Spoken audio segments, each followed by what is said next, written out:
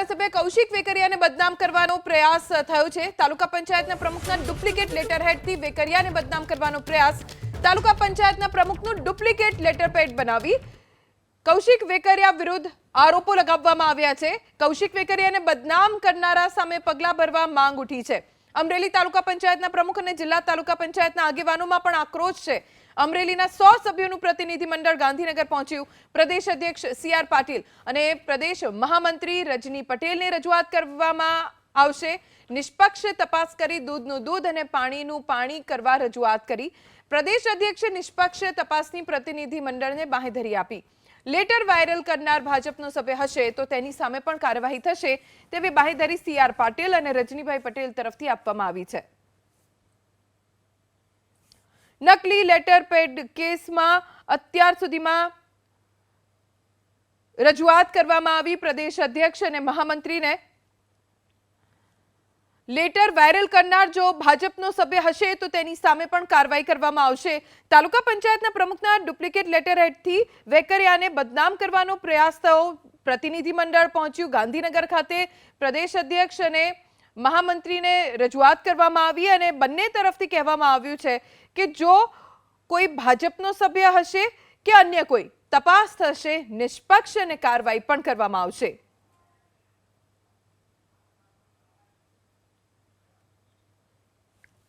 તાલુકા પંચાયતના પ્રમુખનું ડુપ્લિકેટ લેટરહેડ બનાવીને કૌશિક વેકરિયા વિરુદ્ધ ગંભીર આરોપો લગાવવામાં આવ્યા હતા, જેને લઈને આખો મામલો ગાંધીનગર સુધી પહોંચ્યો છે। અમરેલી તાલુકા પંચાયતના પ્રમુખ અને જિલ્લા તાલુકા પંચાયતના આગેવાનોમાં રોષ જોવા મળ્યો। 100 સભ્યોનું પ્રતિનિધિમંડળ ગાંધીનગર પહોંચ્યું છે।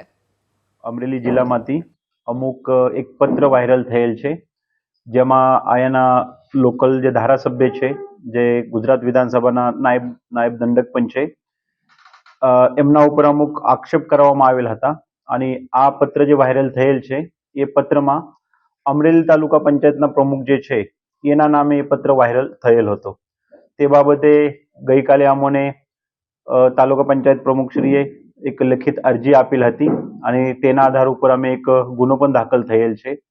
તો સમગ્ર ઘટનામાં આ જે અરજદાર છે એના કહેવા મુજબ એની કોઈ પણ દિવસે એ પત્ર પોતે લખેલ નથી અથવા એ પત્રમાં જે ઉલ્લેખ થયેલું છે એ તમામ બાબતથી અનભિજ્ઞ છે। નીચે જે સહી કરેલ છે, સિક્કો મારેલ છે, એ પણ એમને આપેલ નથી।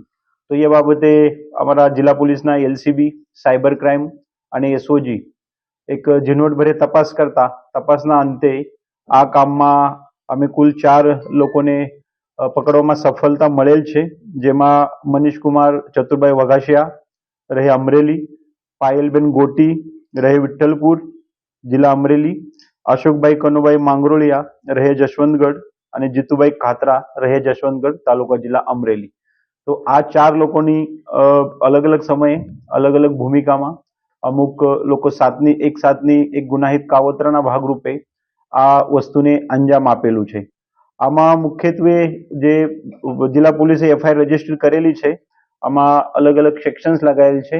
આમાં મુખ્યત્વે ખોટું લખાણ કરવું, ખોટું લખાણ કરીને કોઈને બદનક્ષી કરવી, એ ખોટું લખાણ સોશિયલ મીડિયા ઉપર વાયરલ કરવું, આ ખોટું લખાણ એવી જગ્યા મોકલવી કે જેના લીધે એ વ્યક્તિ તરફથી બીજા વ્યક્તિને નુકસાન જાય, એની એક ચીટિંગની સેક્શન।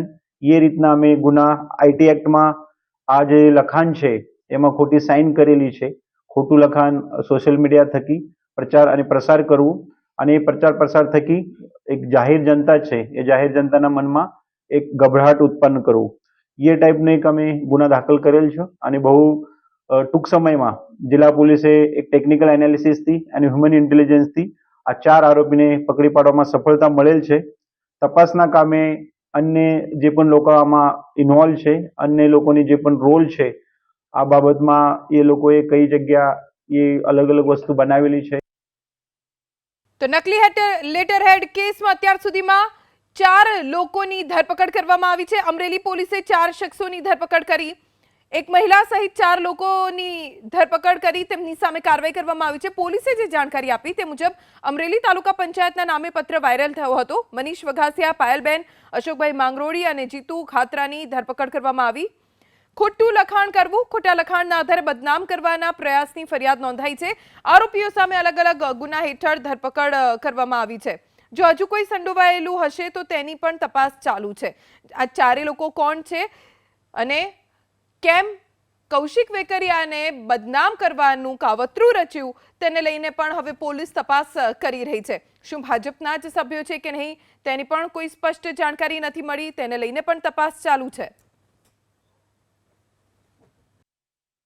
નામ તો જાહેર થઈ ચૂક્યા છે સાહેબ, પણ એની પાછળના જે છે એની તપાસ અત્યારે ચાલી રહી છે. પણ એક બે દિવસમાં એમના પણ નામ ખુલશે. જે ગમે તે હશે, મોટા માથા હશે તો પણ માથા નામ ખુલશે, એ ચોક્કસ પોલીસે મને ખાતરી આપી છે.